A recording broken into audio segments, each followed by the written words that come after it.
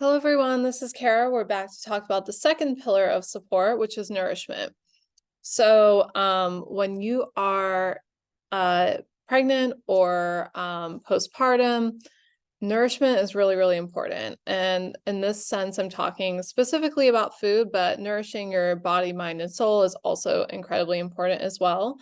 Um, your body has undergone or is undergoing a lot of demand. So, your body's asking you to provide a lot of nutrients, to restore a lot of nutrients, to supply a lot of nutrients to either a growing human or to a body that has just undergone a huge shift from preparing for a pregnancy or carrying a pregnancy to term to now being without that pregnancy and trying to restore its natural balance. So it's very common to feel more hungry, more thirsty. It's very common to feel like waves of feeling really hot, really cold.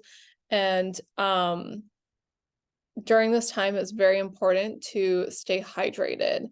So we want to make sure that we're getting enough fluids into the body. We're wanting to make sure that we're eating foods that make us happy and easy to digest foods. So easy to digest foods are often more cooked foods. They're foods that have been cooked down, soups, stews, greens, like oven baked food, warm roasted vegetables. Some people like really gravitate towards like a rotisserie chicken or like I've had clients really crave like fried vegetables or fried food because it is a lot of fat, protein, and carbs all in one. Milkshakes or smoothies, things that are just easy to go down that are both providing you with a liquid hydration and also like some healthy blood sugars, some fruits, some vegetables. These are ideal, but really fed is better than hungry. If you're experiencing a lot of morning sickness or a lot of nausea or a lot of fatigue and it's just hard to get in those nutrients, we just want to be thinking about like what feels good in your body and what feels good to eat at this very moment. And if there are ways that you can think of that might make that kind of a 2-for-1 deal, that's even better. Let me give you an example.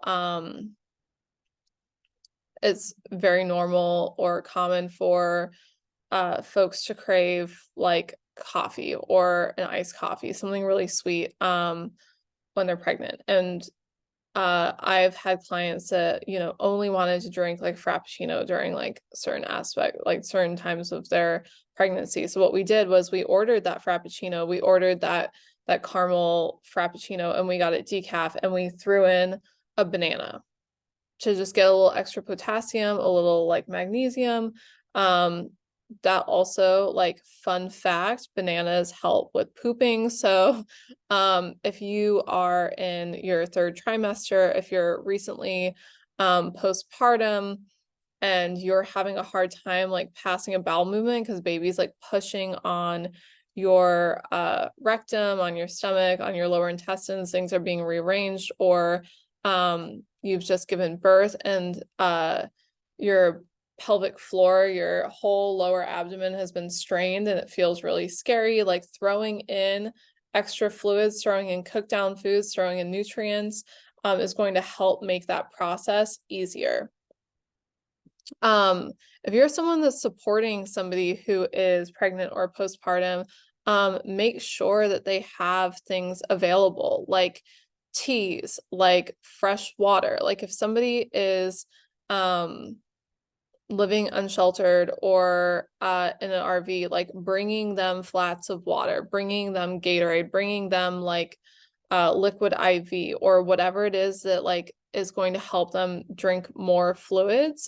Sometimes that's like Crystal Light. The only caveat I'll give is if somebody is on the gestational diabetes spectrum, like we need to be aware of someone's blood sugars and be testing for that.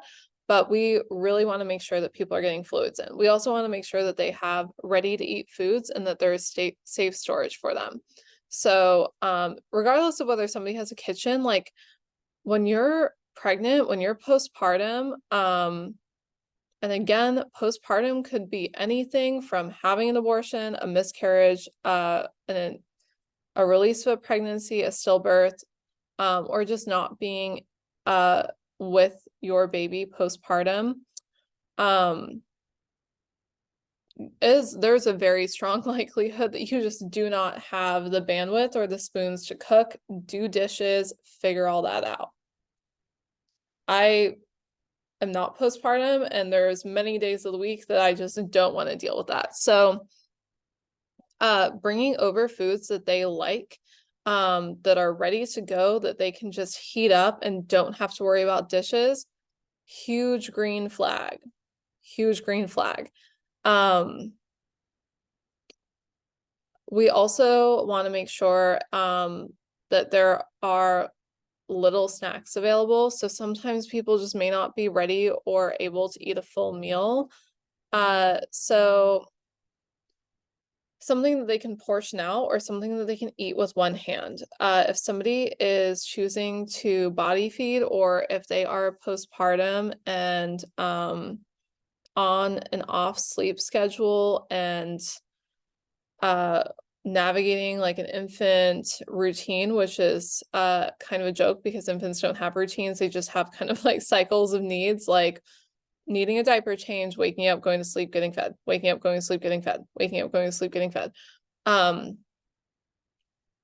We want to make sure that if somebody has to hold baby and be with baby all the time, that they are able to have a food that they can eat with one hand and hold a baby with the other. Having like a thing that they can drink out of that is easy to just set to the side, won't tip over and spill, that they can just like continuously hit that water, hit that juice, hit like tea, whatever. And that is available and ready for them to go. So if somebody is taking care of their own nutritional needs, and you go over to their house, do the dishes. Or if they're overwhelmed and they do have, you know, a space for food storage, with their consent, help them organize that fridge. Make sure that they know where things are, that I don't know if you ever had the experience of going to a fridge and you look in and it looks like you have nothing, or there's like a lot, but there's also some food that's like going bad, or like that you're not going to eat and it feels overwhelming. Clear that baby out. Help them decide what to get rid of, if that's what they want, what they need. Having a newborn or being postpartum in any way can be like extremely overwhelming and a lot of information, a lot of sensory overload at all times. So helping them simplify their life in whatever way possible by, you know, sending them an Uber Eats, asking, like, shoot them a text, like, what do you want to eat? What do you need to eat? How are we going to get you fed? Sending them an Uber Eats if you can't be there, dropping off a meal and not expecting to stay and take up time, coming in and doing the dishes, helping them clean out the fridge, drop off groceries, buying them a water bottle that they like, whatever the case may be. Like, those are all really positive and helpful steps to making sure that this person is feeling supported and nourished in their journey. I hope that this was helpful suggestions. Let me know if you have any other ideas or questions in the chat, and I hope to see and hear from you soon. Thanks.